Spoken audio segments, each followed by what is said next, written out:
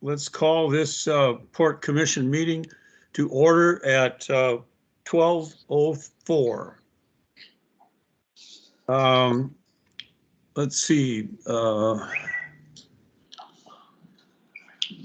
Chris, will you lead us in the Pledge of Allegiance?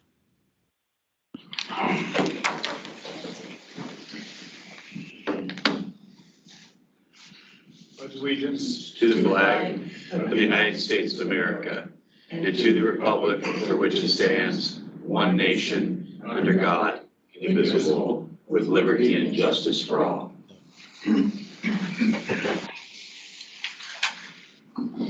Paul, let's have a safety minute. All right, so Paul's smarter than me, but I'm better looking, so I'll take his spot real quick. So safety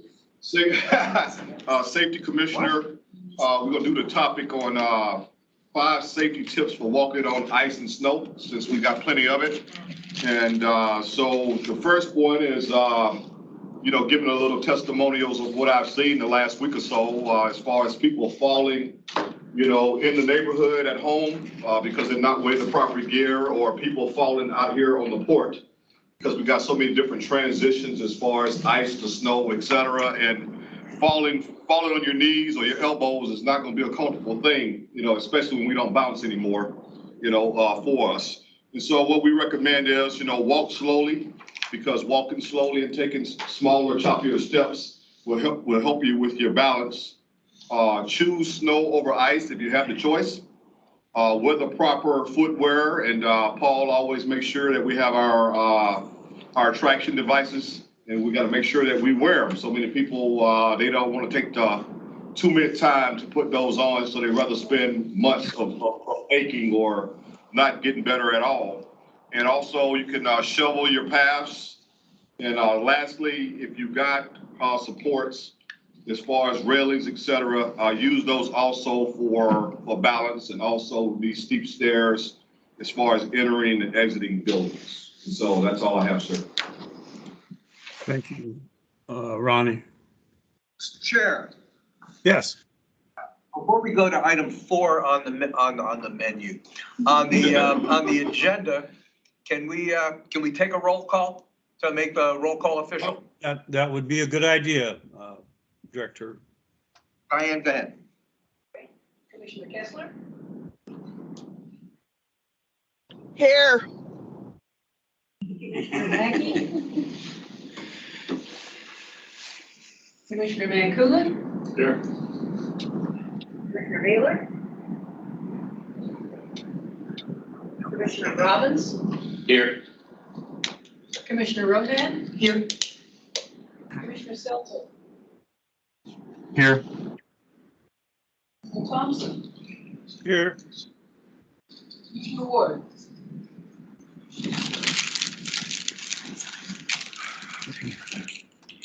Thank you, Steve, for catching that.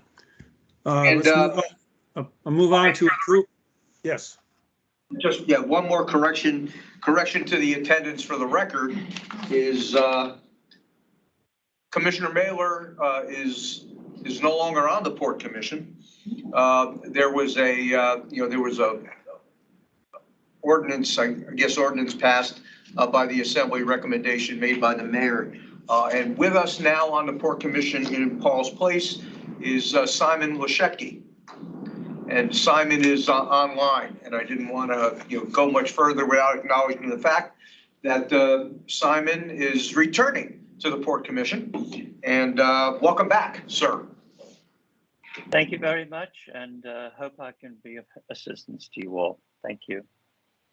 Well, welcome back, and let's give him a big hand.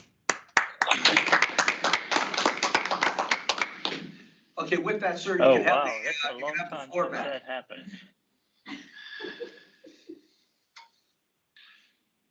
We ready to move on? Sir. Are there any additions to the, or deletions from the agenda? Any changes that would like to be made at this time? Hearing none, the agenda stands approved as printed. Approval of minutes meeting minutes from September 27th. We'll need a motion. So moved. Second.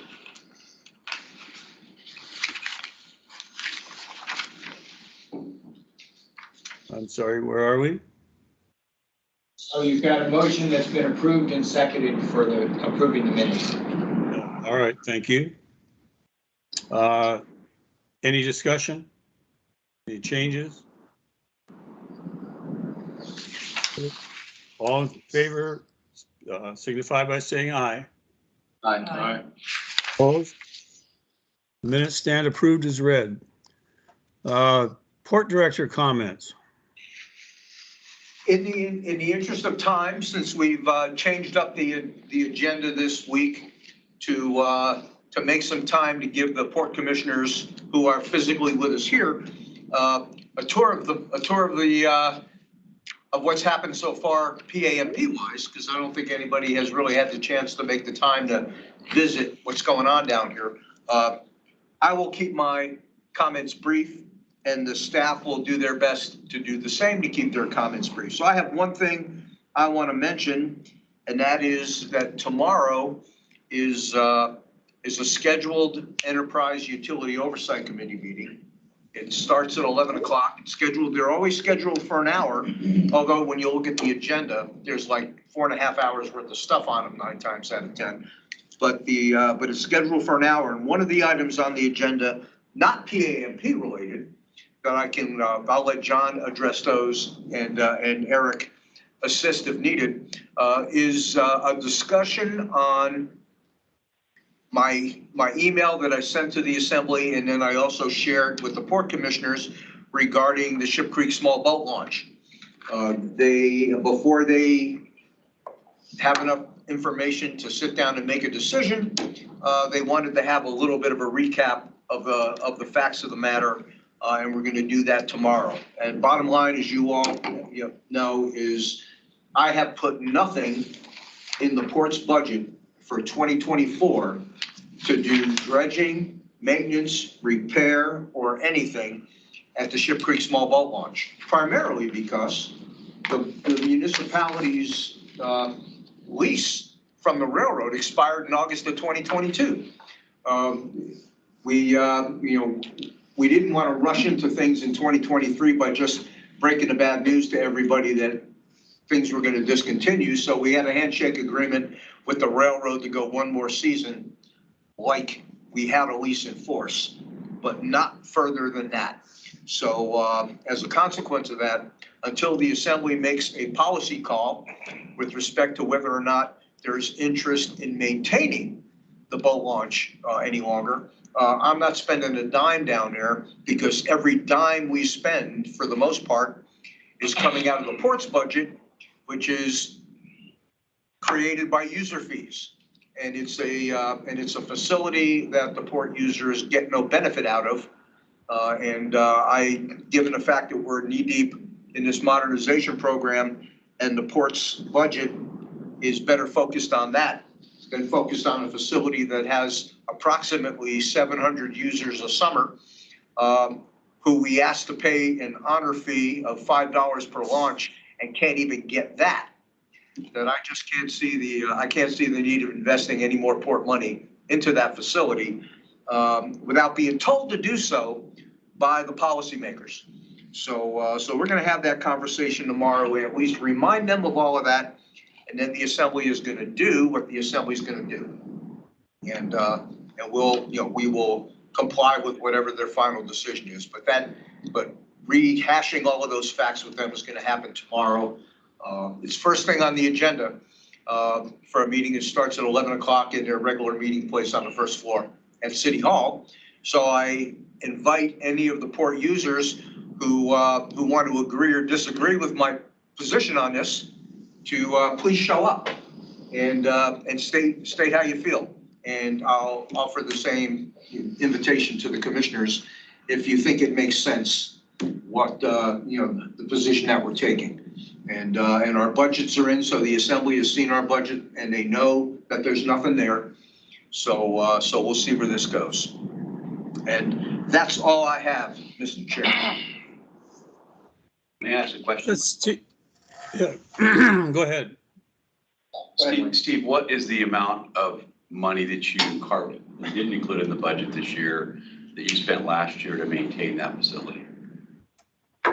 There's two categories of it. There's every year it requires dredging before you can open it up. And the dredging has grown from when I first started here, costing about $30,000. It's upwards of $90,000 to $100,000 now. Each time or? Each time. So, And you dredge it once in a season. The way it works, and part of why it costs so darn much is because you are limited to the times when you can do it. You actually have to wait until there's a period of time where you've got 4 to 5 days of negative low tides in a row. Because you want to be able to push that stuff out as far as you can. Which means the water has to recede as far as possible so you can push it out there. And so that when the tide comes back in, it doesn't bring it all back. So you're limited as to when you can do it. And because you're boxing yourself into a time period, not only are you covering the cost of the skill and the equipment and all of that, but you're asking somebody to block that time for you when some other opportunity that might make them more money. is that in the 90,000 though, or is that? It's in the $90,000 range. Plus, we've looked at the facility, it's in desperate need of repair to the tune of a little over $4 million. Do we own it or does the railroad own it? The railroad owns the property. The land. There's been a 35-year lease that the municipality has had with the railroad that started in 1987, expired in August of 2022. So there's no legal, legally we can't be there. Yeah, I understand. Right. But just if we could get, I just wanted to get an answer to the expense question. So it's $90,000, and then is there other expenses that, other than this remodeling, but is there other operational expenses? No, well, no. Okay. No. That's why the collecting the launch fee is on an honor system. Right. Because I can't afford to put a body down there to do the collection, because the times that it's open is tide dependent. So for me to have somebody assigned 24 hours, sit around a small boat launch and collect fees is, well, number one, it's not in the collective bargaining agreement of the operating engineers to even do that. Yeah, and I can't, and I couldn't afford a body if it was. May I ask a follow-up question, Chairman? Yes. You said that not everybody pays their fees. How do you know how many people use it if they don't pay their fees? Well, we were able to track it for a couple of years because conveniently there was somebody there that was doing some kind of a digital collection. So, no money that we had to spend. It's a good number though. Well, it was interesting because it was like 732 out in 2022 was the latest numbers we have. It was 732 out and 705 or 10 that came back in. So there's either 20 dead people out there or somebody launched and never came back. Yeah, but it's taking something. But we have 2022, we have good numbers of what's going through there, and based anecdotally on our experience down there, that's about right. Now, that doesn't mean it was 700 individuals. Right. Because we know that the Upper Cook Inlet set netters launch and recover from there. And that's a small group that is doing multiple launches and recoveries. So really, the user community is less than 700. And that's a lot of money to spend. And, in the one thing in the set netters defense is they give us a check for $1,000 every year. For their fees. For their, that is supposed to cover all of their membership and all of their launches and recoveries. But add that 1,000 to the 300 something that we approximately collect. I mean, that's, $1,300, which really amounts to about $1.80. Against the $5 honor fee we charge, it amounts to about $1.80, and it does nothing to cover the costs. Is there anywhere else for people to launch a boat on that side of the inlet? I don't think so. So it's the only launch there is? There's an unimproved launch at the Connect River. Okay. Well, that's way north. That's up by the bridge. That's up the road. Yeah. So it's not really in Anchorage. Correct. Why the And city thought it was a good idea to build a small boat launch in a place that's dry 12 hours out of every day is a conversation for another Well, that's day. it. Stuck with this albatross.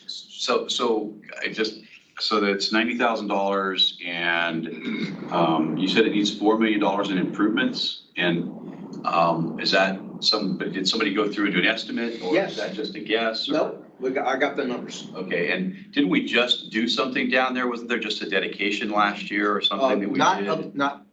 Not of the small boat launch, but Gold in- Memorial or something? on the north finger, if you will, Okay. of the small boat launch, there was a dedication done, yeah. But if Sea they- Services Memorial. Right, but nobody will see that if we don't have a boat launch, right? I mean, isn't that kind of the purpose is to have that? Well, at the people go launch? down to Ship Creek. To the launch. It's a nice place to go view and see what's going on down here. Yeah, in spite of there's enough of coming and going down there that has nothing to do with launching boats. I didn't know that. I've only been down there a couple times, so I Nice know. place to have lunch. It is, okay. Yeah.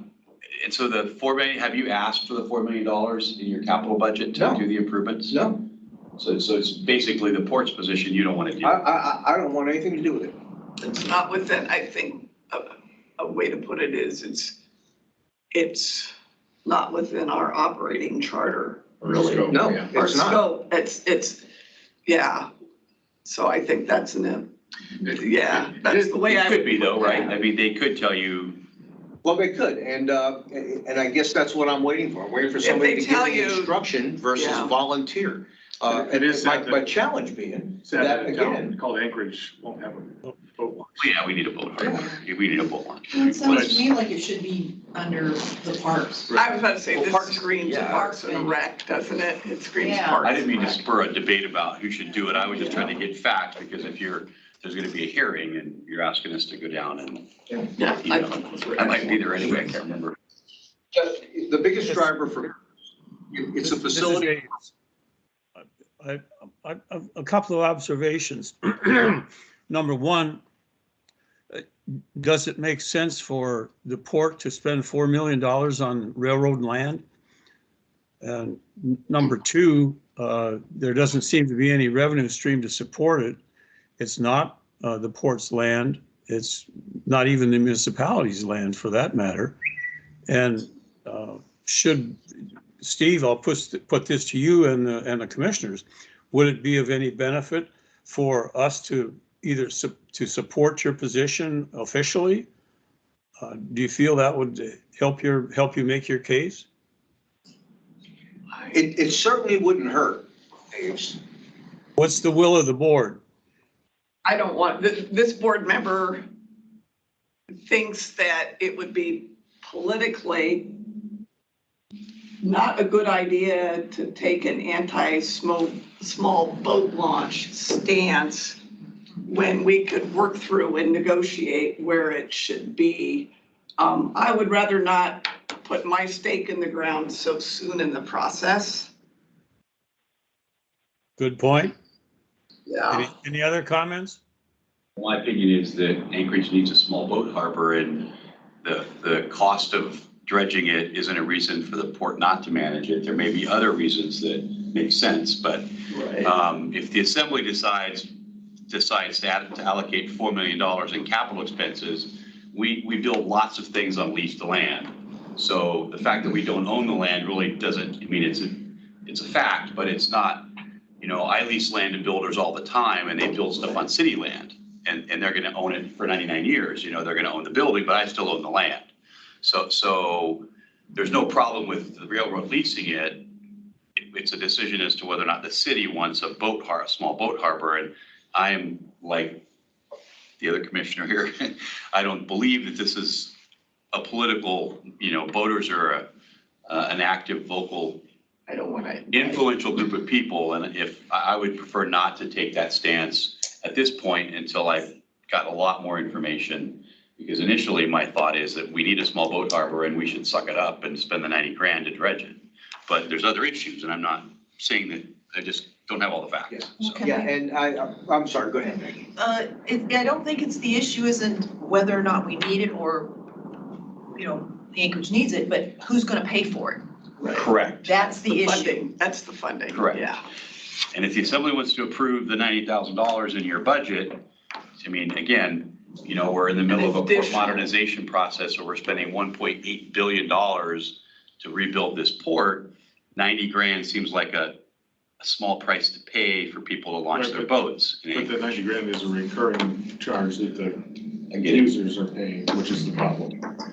Right, that's Right. the funding, yeah. That's I- fundamentally my issue. Right, and I think what is clear, I mean, I think the one thing we could all agree on is the funding source should not be, well, I shouldn't say this, in my opinion, the funding source should not be the port The port, users. exactly. Right, that it should be funded elsewhere, in my opinion. All right. But I'm also. In the interest of time, what I'm hearing is that we'd like Steve to go over, discuss it with him tomorrow and take the position that he's taking and then see where it goes from there. And it's a policy decision whether there will be a port or a small boat launch. It's a policy decision whether the municipality will fund it outside of port revenue. And we can work our way through those issues. But at this point, we'll just say, go get them, Steve, and let us know. We're behind you, Steve. We're behind you Way all the behind. way. Thank you. Go, Steve. I appreciate that. Yeah, you're so nice. I knew the job was dangerous when I took it. Every once in a while, I gotta take a little peek. Wear your flak jacket. Yeah. Well, they love me already, so what are you gonna do? All right. Anything further, Steve? No, sir. Let's move on to staff reports, operations and maintenance.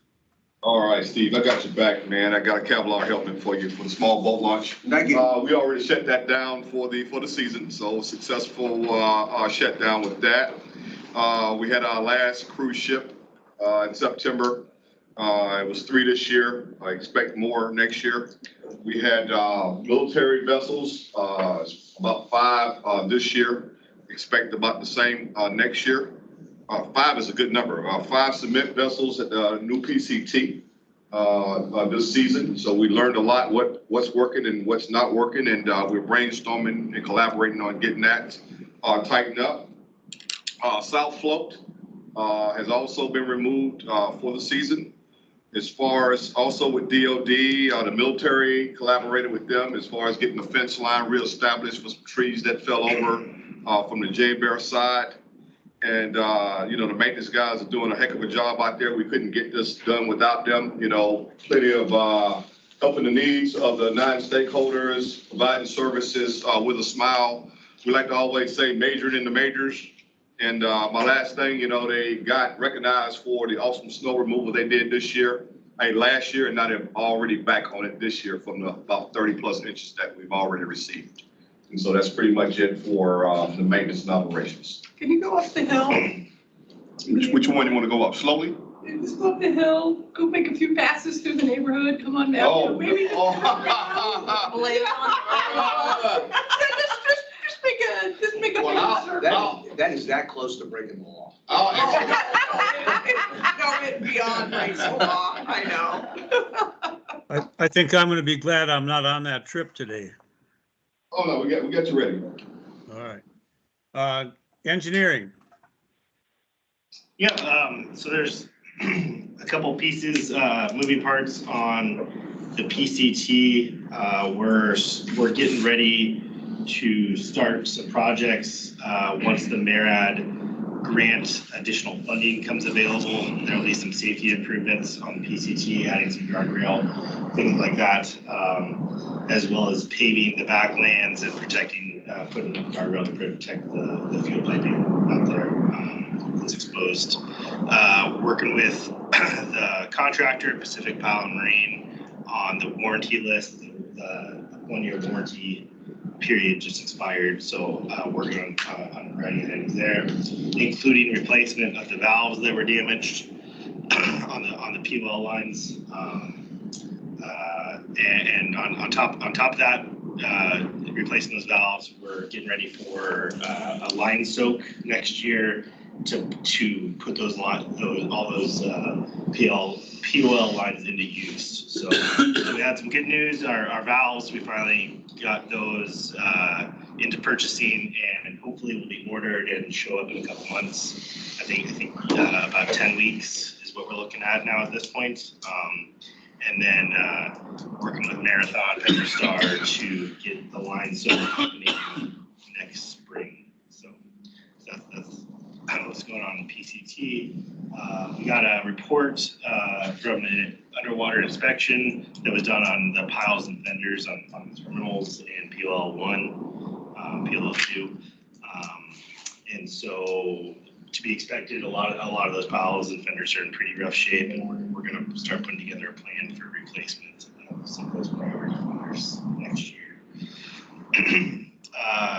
We have a couple RFPs coming up. We need a new sand tent after the sand tent was demoed for the new admin building location. So we have a design build RFP coming up for that. And then an RFP for some storm drain repairs. And then we're also working on a design for reconstructing Roger graves. That's all I've got. Thank you. PAMP. Okay, well, we've been pretty busy. There's 3 major projects that are underway. The admin building, NES1, North Extension, and a new terminal design. So the admin building, you can see it over there. It's in pretty good shape. They're probably 80% of the way done with their budget. The main structure's up, the exterior's done. They're inside doing utilities, drywall.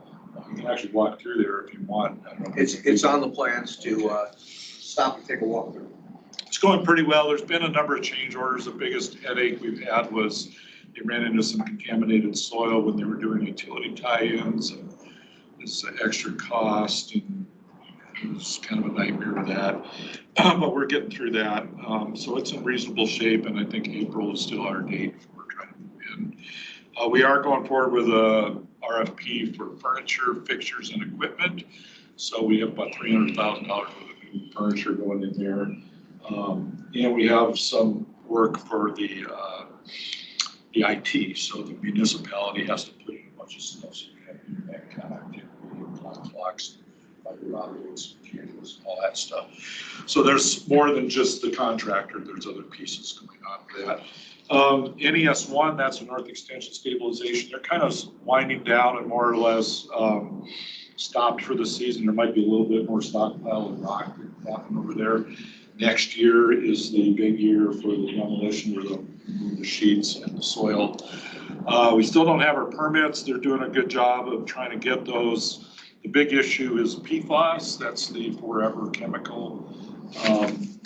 There's a chance that could delay the whole project. If they find a certain threshold of that, we will not be able to dispose of the material offshore.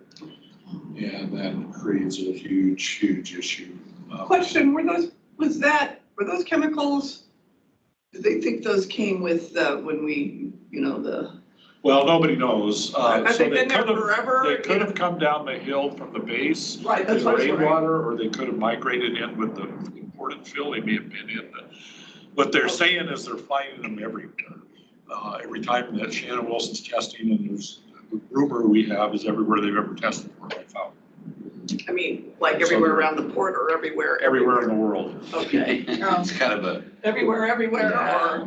water system. So, and we don't really know. It's kind of a new thing, and we Yeah, it don't is. know how to clean it up exactly, where questions are being asked. I know. But you can imagine the plan is to remove over 1 million cubic yards of material, dispose of most of it offshore. And if we can't do that, what do you do with it? You can't treat 1 million cubic yards of I contaminated think soil. Steve has the best idea, and that's to launch it to the moon. Launch it. So that's NES1. We'll find out here the next month about that, so maybe by the next meeting. T1 is the new terminal. That's under design. We have a 65% design due today. It's going reasonably well. We had a meeting about how expensive it is today, and a lot of gnashing of teeth about that.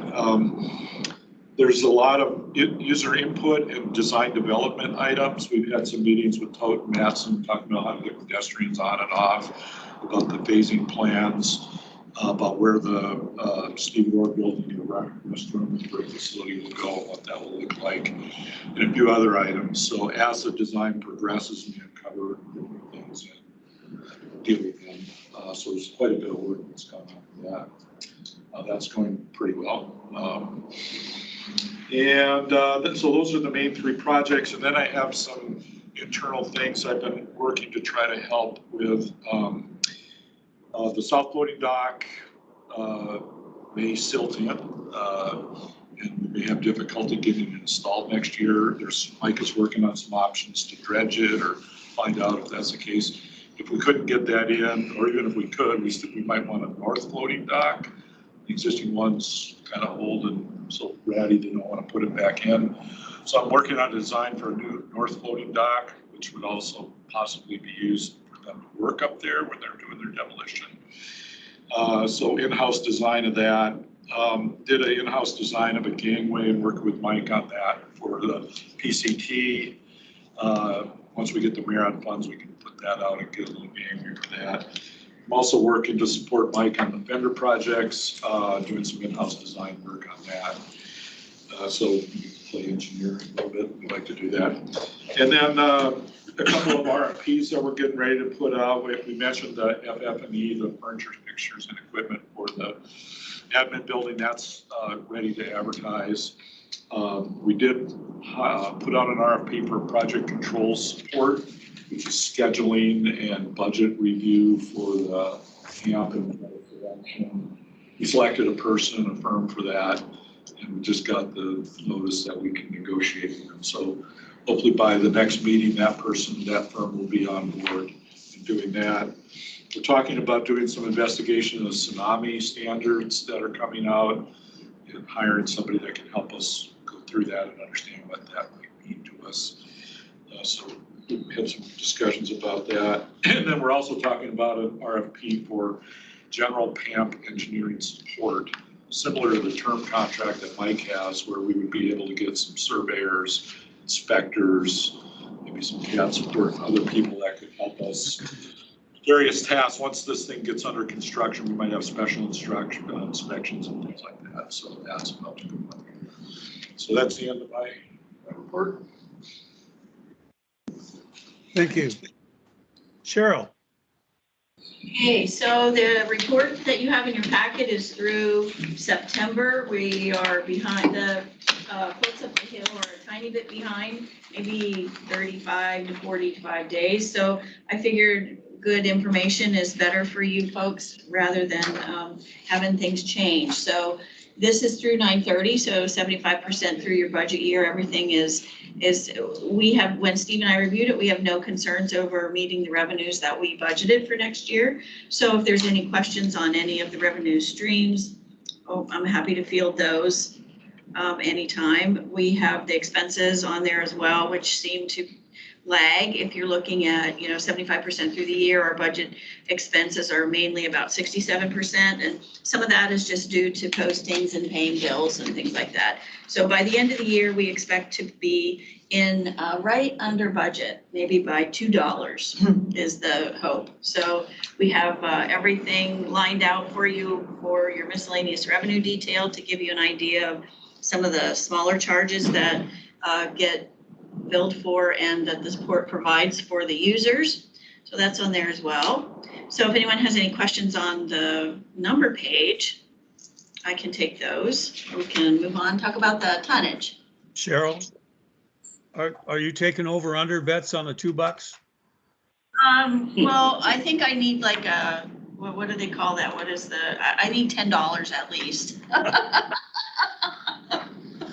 So I don't know, we are working very diligently to come in under budget. There's a lot of things that affect where we end up. We have our big debt service payment for the revenue bonds that we sold for the PCT is due in December.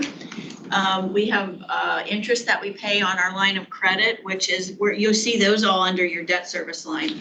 So that's about, and the thing about the interest is that it's based on current rates. So it's running about $158,000 a month.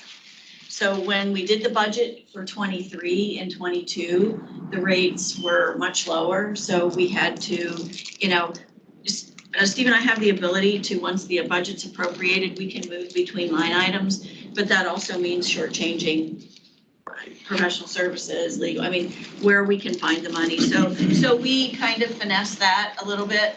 But yeah, I don't know, Aves, if we can get to $2, we'll be very happy. Cheryl, can I ask a question? Go for it, Cheryl. I won't take the bet because I think he'll come in and read things. So are you guys required to, is there some sort of mandate from the meeting that you've got to keep some sort of money in the cash pool? Or do you just do that as a regular? So the debt service, once you have bonds, revenue bonds, you promise to keep so many days cash on hand, right? Oh, so a 100. DCR. Yes, so that's exactly what it is, Stephanie. So we have an obligation to maintain 120 days of liquid cash. So that's what we do. Yeah, That's a lot. So is that, but is it required to be in the cash pool?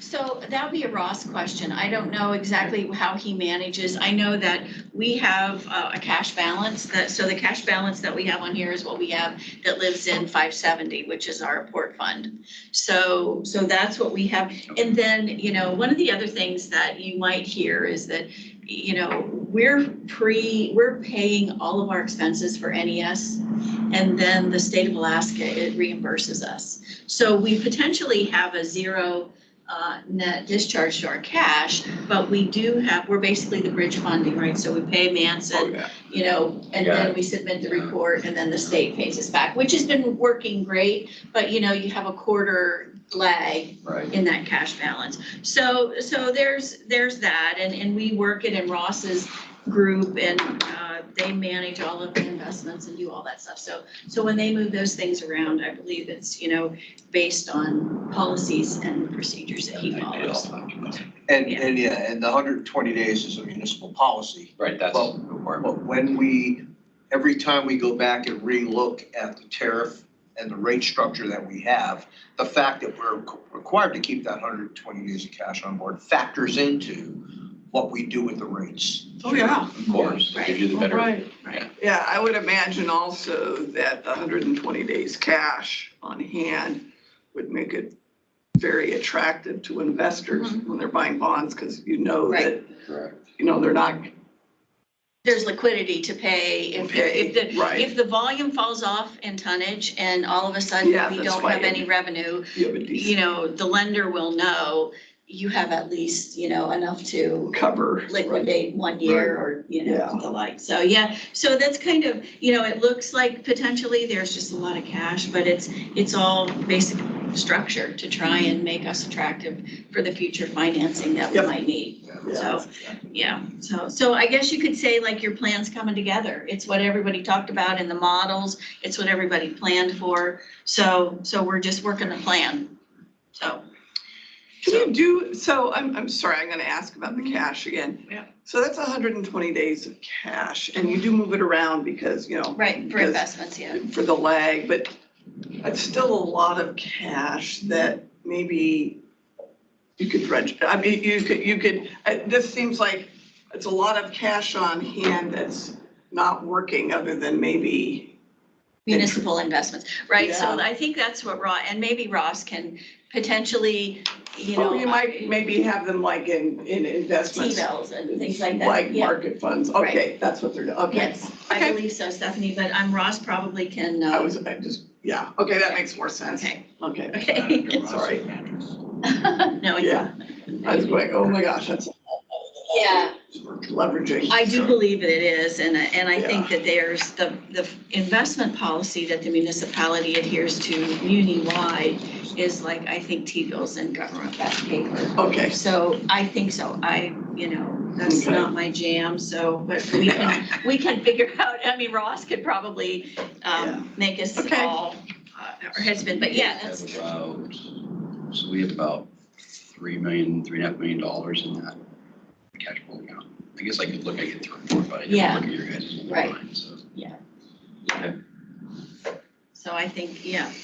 And this fund that we have here is like, I think they move it based on accounts payable, like how much we owe. Yeah, They'll look at it and they'll see, oh, well, you have bills that total $9 million, so they'll leave that much in there, so when everything, yeah, no, this all makes sense. Yep. Yeah. okay. Okay. All right, second page is your tonnage report. Nothing super duper exciting, but still looks to be, as of September 30th, we're a tiny bit behind where we were in 22. We're not convinced that will end up the year behind. We think it might just be timing. So, because it looked like October numbers were pretty much equal, so all things moving forward, November and December will, we could potentially have a record year for tonnage this year, so. Okay, that's it. All right, thank you, Cheryl. Security and resiliency and business development. Okay, well, excuse me, I'll keep this fairly brief since we want to get out on our tour. I believe you all heard that we did not receive the PIDP grant, which was MARAD's grant. We asked for $102 million towards our cargo dock. Last year we got the biggest PIDP grant in the country.